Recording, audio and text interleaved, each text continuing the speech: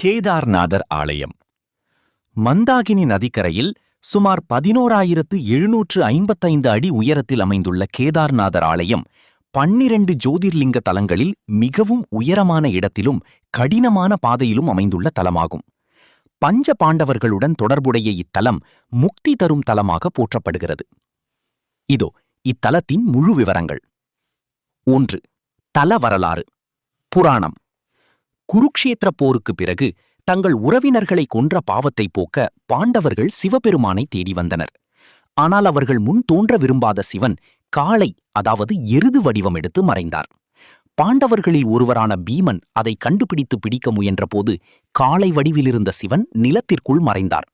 அப்போது அவரது உடலின் முதுகு பகுதி, அதாவது ஹம்பு மட்டும் கேதார்நாத்தில் தங்கியது.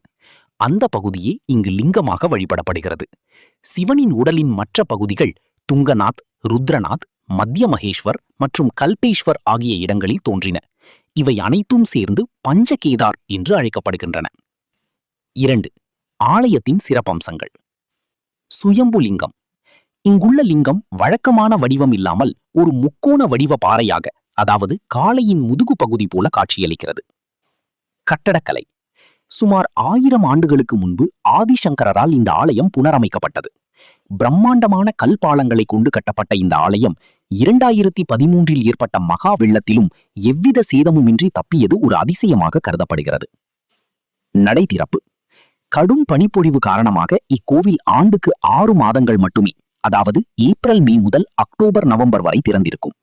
குளிர்காலத்தில் உற்சவர் உகிமட், அதாவது உகிமட் என்ற இடத்திற்கு கொண்டு வரப்பட்டு அங்கேயே பூஜைகள் நடைபெறும். பயண வழிகாட்டி. How to reach.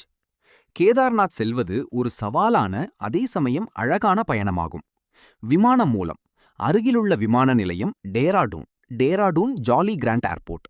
இங்கிருந்து கார் மூலம் கௌரிகுண்ட், சோன்பிரயாக் வரை செல்லலாம்.